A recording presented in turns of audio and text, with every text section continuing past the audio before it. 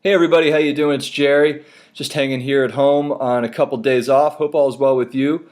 I'm excited that Favorite Song is our next single, and I'm psyched for the Spotify contest, and I'm psyched to talk about some favorite tunes with you guys. When we were working on this song, I was in Nashville, down in Nashville, and Mark, Kevin Kadish, and Nathan Chapman were doing the demo to this tune, and Mark and I were literally just sitting there with our iPhones, going through tunes we love.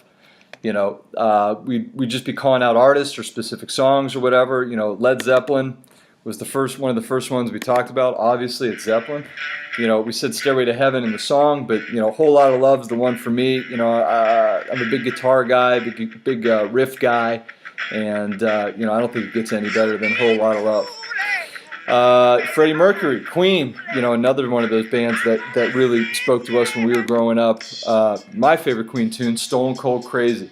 It's just, it just seems like they put the gas pedal down to the floor and just hit on all cylinders, man. I just love this song so much. It's fast, it's punk, it's super, super cool. The next one that I love so much, one of my faves, didn't come off of License to Ill, but came off of Paul's Boutique, which is probably collectively are the band's favorite Beasties record. Beasties was one of my favorite and first artists that I listened to. My cousin Danny gave me a License to Ill cassette, and it wore it out. And shortly after that, Shirley went to Paul's Boutique, and Eggman, one of my faves. I was a bass player in high school and played that bass line more times than I can count. The band, one of my favorite bands of all time. The Night They Drove Old Dixie Down, one of my favorite songs of all time. It just seems like they squeezed as much emotion as possible into one tune, and when that chorus hits, it just hits me right at the gut, man. It just really, really kills me, and one of my absolute favorites, and it fits in any setting for me. Beautiful Day, U2. Man, I remember this song, hearing it the first time on the radio. I was in D.C., I was in the car riding shotgun with Chris Koulos, and we were listening to DC 101, and this song came on, and it blew both our minds right from the start. It's just, it's one of those songs that just completely uplifts you and makes your day better. This one, I think, came from my iPod when we were going through stuff. Born to Run, Bruce Springsteen, The Boss. Man, big Boss fan, always have been, always will. Clarence Clemens is a guy that I always try to emulate on the horn. And, the solo on this one's probably one of his best known ones. Back in 2013, on our summer tour with Andrew McMahon, Alan Stone, we actually covered this song in New Jersey. DC too, but specifically Jersey. And I remember sound checking it and hearing people cheer even from the parking lot, and even through the whole show, people were giving that boom kind of cheer, waiting for it. I think everybody should play Born to Run in Jersey at one point or another in their life. Now let's talk about some tunes that didn't make favorite song for me. The first song that really blew my mind. Not even really a song, just a face-melting guitar solo. 1 minute and 43 seconds of just pure awesomeness. Eruption, Eddie Van Halen.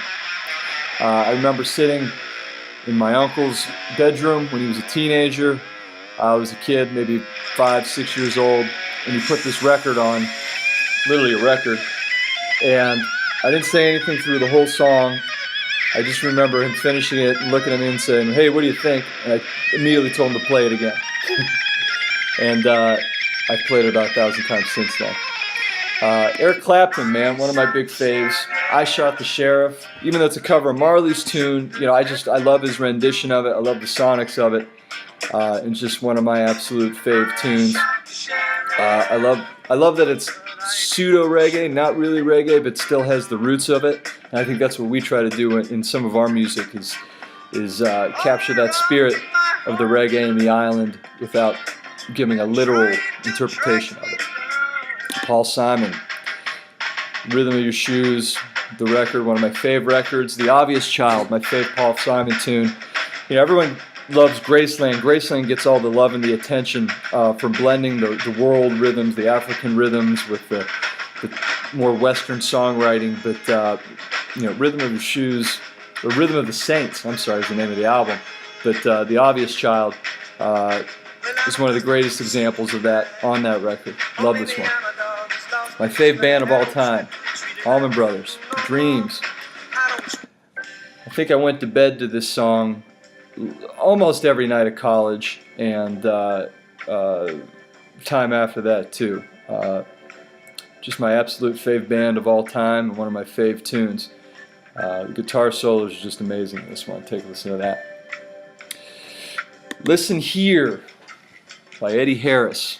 Eddie Harris is my favorite saxophone player of all time. He's a guy that had all the chops in the world, but just could, was just funky and groovy and didn't play a ton of notes, just played all the right ones. Check him out if you get a chance. I think there were probably two camps when I was growing up being a teenager. You were Pearl Jam or you were Nirvana. Now, I love both, obviously, and the band was heavily influenced by Pearl Jam growing up. Pearl Jam was one of the first songs and tunes. I think it was Porch that the boys covered back in 8th grade even. And but I was a Nirvana guy. Pearl Jam was too complicated for me. I just needed bar chords and things. So, this is one of my faves. I covered this 1,000 times in high school. Lithium off of Nevermind. Nevermind was one of the first records I bought. Smells Like Teen Spirit was a song I played 1,000 times. But Lithium was the one that, my own band covered, and that we were just one of the first tunes I really figured out, to be honest with you. The Who, one of my fave bands of all time. Baba O'Reilly. I actually learned it from watching Pearl Jam back on MTV years and years and years ago, playing it live, and then actually went back and listened to the Who version of it, and it just knocked me out and floored me. And I just love the fact that it's totally rock, but still, blending the synthesizer and the modern instruments of the day. Always evolving. The band constantly evolved, bringing in different types of instrumentation, different types of cultures, music, and things, and smashing all together in just a huge, awesome rock show. And my last guy, I'll leave it with a Cleveland man, an Ohio guy, Mr. Joe Walsh, Rocky Mountain Way.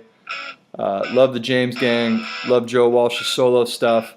And the Eagles wrote some amazing songs, but didn't really rock until Joe Walsh joined the band.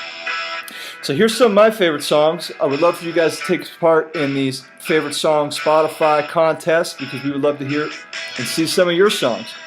So, thanks everybody. Take care.